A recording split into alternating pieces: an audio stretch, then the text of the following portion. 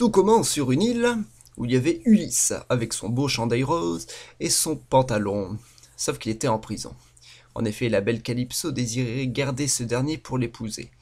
Elle n'était pas sans qualité, puisque belle, jolie, en plus c'était une nymphe, elle pouvait même rendre immortelle, enfin vraiment la femme parfaite. Ulysse n'a donc pas hésité une seconde. Ah mais oui, c'est vrai, Ulysse avait déjà sa belle Pénélope en tête. Cette dernière s'amusait à tisser et détisser pendant environ 3 ans pour éviter de choisir parmi ses 108 prétendants. Ah, très populaire. Donc cela faisait déjà 7 ans qu'Ulysse était en prison chez Calypso. Mais ce jour-là, il allait y avoir du changement.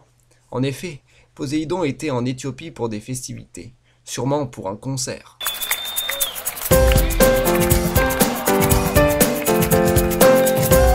Profitant de l'absence du dieu des mers, les différents dieux tels qu'Athéna, Zeus et Hermès se décident à faire libérer Ulysse. Pendant ce temps, Télémaque, de Télé la distance, et de Makos le combat, soit celui qui combat à distance, donc je disais pendant ce temps Télémaque, puis on s'en fiche de Télémaque qui sert à rien. Revenons à Ulysse. Les dieux essaient de le libérer mais ça prend du temps, blablabla, blablabla. Bon, Ulysse est enfin libéré, youpi, super, on est content. Il est donc invité à un repas où il devra raconter ses exploits.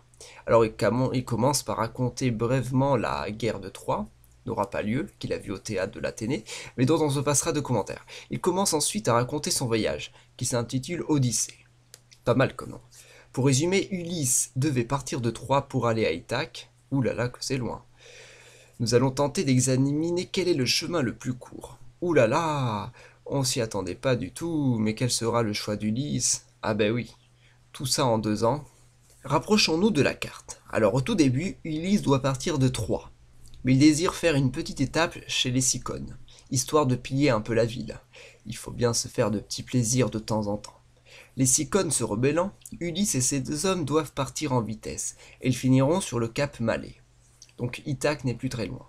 Mais une tempête les fera aller dans la mauvaise direction. Comme c'est dommage.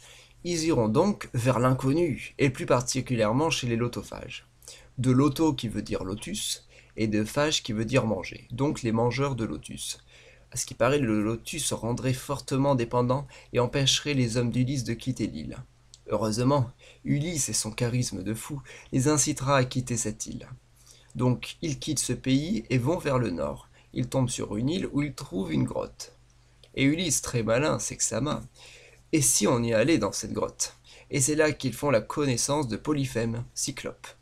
De poly beaucoup et phème parler, donc parler beaucoup. Un bavard, quoi. Heureusement, en le faisant boire un petit coup et avec une grosse flèche, Ulysse parvient à rendre le Cyclope aveugle. De là s'entame une citation devenue culte. Quel est ton nom? Mon nom est...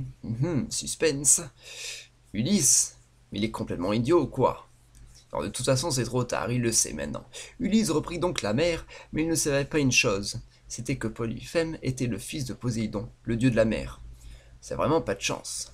Ulysse continue vers le nord. On voit qu'il n'a vraiment pas le sens de l'orientation. Il atterrit sur l'île d'Éole, une île de bronze. Éole offre du vent à Ulysse, sous forme de gourde. Oui, c'est possible. Ulysse continue donc son chemin. Mais une fois presque arrivé à Ithaque, les hommes d'Ulysse décident d'ouvrir ce sac à vent, ce qui fait pousser le bateau à son point de départ. Il continue et arrive au pays des Lestrigons. Ce peuple cannibale en profitera pour bouffer quelques hommes d'Ulysse. Cependant, il reste un peuple très sympathique. Ulysse s'enfuit avec le dernier navire restant et va sur l'île d'Aea. Joli nom au passage. Il rencontre Circé. Ulysse envoie une vingtaine d'hommes explorer l'île, mais Circé les transforme en cochons.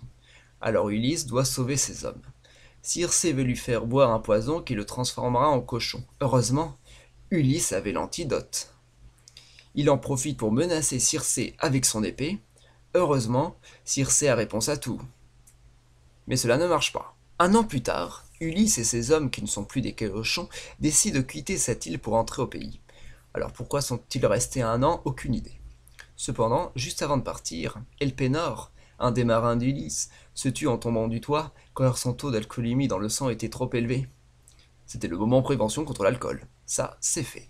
Cicé leur donne comme conseil d'aller en enfer, car c'est sympa là-bas. Ils rencontrent Tirésias, un fantôme qui leur indique la route. Sympa le fantôme, hein.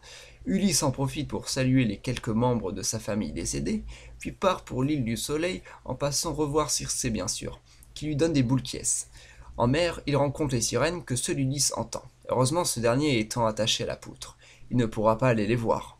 Après avoir fait la rencontre de 2 monstres marins qui bouffèrent 6 hommes d'Ulysse, Ulysse et les hommes restants arrivent sur l'île du Soleil où il y a plein de bœufs. Après un mois à attendre que le vent change de direction, les hommes d'Ulysse finissent par manger ces bœufs. Alors qu'ils n'avaient pas le droit. En punition, lorsque le bateau reprendra la mer, une grosse tempête tuera tous les hommes d'Ulysse. Ce dernier, unique survivant, sera emporté jusqu'à l'île de Calypso, qui se trouve au bout du monde. Ulysse termine enfin son récit et prévoit de rentrer chez lui. Les Phéaciens, chez qui Ulysse a raconté sa vie, le ramènent à Ithaque en une nuit, un voyage très rapide. En arrivant sur son île d'origine, Ulysse est déguisé en simple mendiant, et il est énervé d'apprendre que 108 prétendants se battent pour Pénélope. Ulysse rencontre son fils qui ne sert à rien. Les prétendants se moquent de lui car il est mendiant. C'est le moment de la grande révélation qui tue.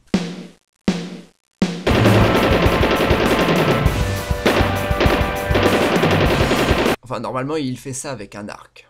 Bref, il retrouve sa Pénélope, ils sont contents, gna gna gna gna gna gna gna. Fin. Voilà, maintenant tu connais l'histoire d'Ulysse, l'Odyssée, tu pourrais partager cette vidéo, allez, on y va, allez, allez.